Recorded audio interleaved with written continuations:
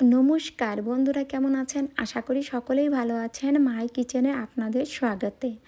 আমি আপনাদের জন্য নিয়ে এসেছি মুগ ডাল ভাজা। যে মুগ ডাল ভাজাটা আমাদের ছোট বড় সকলেরই প্রিয় একটি খাবার, মুগ ডাল ভাজা।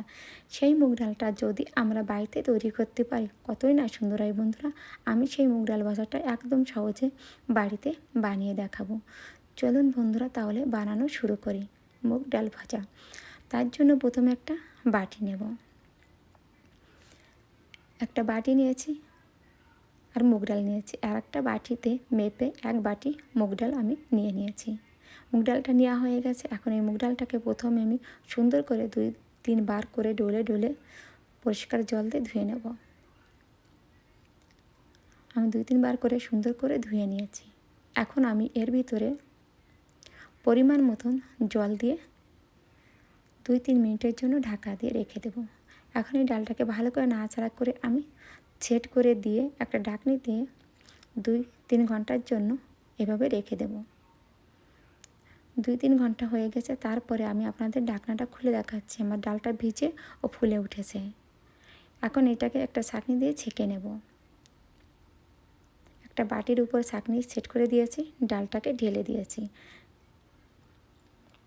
ডালটা ঢালা হয়ে গেছে। এখন সুন্দর করে হাত দিয়ে একটু সেট করে দিয়ে এইভাবে ছাঁকনি দিয়ে 2-3 মিনিট এভাবে রেখে দেবো, যাতে এর ডালের ভিতরে যে জলটা আছে সেটা সহজে বেরিয়ে যায়। এভাবে আমি সুন্দর করে এভাবে রেখে দিয়েছিলাম। আর একটা টেরে নিয়েছি আমি। একটা টেরের উপরে একটা রুমাল সুন্দর করে সেট করে দেব। রুমালটাকে ভালো করে আমি সেট করে দিয়েছি। এখন এই ডালটা ঢেলে দিয়েছি। এখন এই ডালটাকে মেলে নিয়েছি। এইভাবে আমি আধা ঘন্টা পাংখার নিচেই রেখে দেবো। পুরো আধা ঘন্টা আমি এভাবে রেখে দেবো। আধা ঘন্টা বাদ দেখুন বন্ধুরা, হাতে লেগে যাচ্ছে না কিন্তু, ওর গায়ে যে জলটা ছিল একদম শুকিয়ে গেছে। এখন একটু গুছিয়ে নিয়েছি। গুছিয়ে নিয়ে একটা বাটি ভরে নেব, যাতে ডালটা ভাজতে সুবিধে হয়। আর একটা ছাঁকনি নেব। ছাঁকনিতেও কিছু ডাল আমি আপনাদেরকে তুলে দেখাচ্ছি। এভাবে ছাঁকনিতে নিয়ে পুরো তেলের উপর দিয়ে ভেজে নেব। আর এদিকে গ্যাসে একটা প্যান বসিয়ে দিয়েছি তেল দিয়ে। তেলটা গরম হয়েছে কি না একটা ডাল দিয়ে প্রথমে আমি চেক করে নেব। দেখুন আমার ডালটা উপরে এসে গেছে, মতলব গরমটা পারফেক্ট হয়ে গেছে। তারপরে ডালটা দিয়ে একটা খুন্তি দিয়ে সুন্দর করে নাড়াচাড়া করে এভাবে আমি ভেজে নেব। বন্ধুরা, একটি কথা এখানে খেয়াল রাখবেন, যাতে ডালটা বেশি রকম ভাজা না হয়ে যায়। সেইভাবে আপনারা নাড়াচাড়া করতে থাকবেন। এভাবে আমি সুন্দর করে নাড়াচাড়া করে ডালটাকে ভেজে নিয়েছি। দেখুন আমার ডালটা কতটা সুন্দর হয়েছে।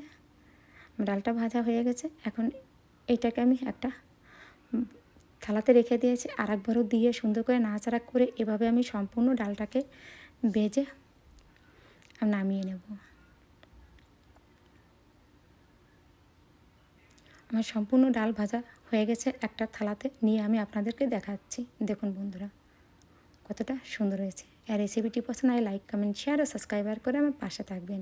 এর ভিতরে আপনারা লবণ, ঝাল আপনাদের যা যা পছন্দ হয় মশলা সেসবগুলো দিয়ে মিশিয়ে খাবেন। খুবই সুন্দর লাগবে। একবার খেলে আপনাদের বারবার খেতে মন চাবে। এই রেসিপিটা অসাধারণ হয় বন্ধুরা। এই পর্যন্তই, সকলেই ভালো থাকবেন।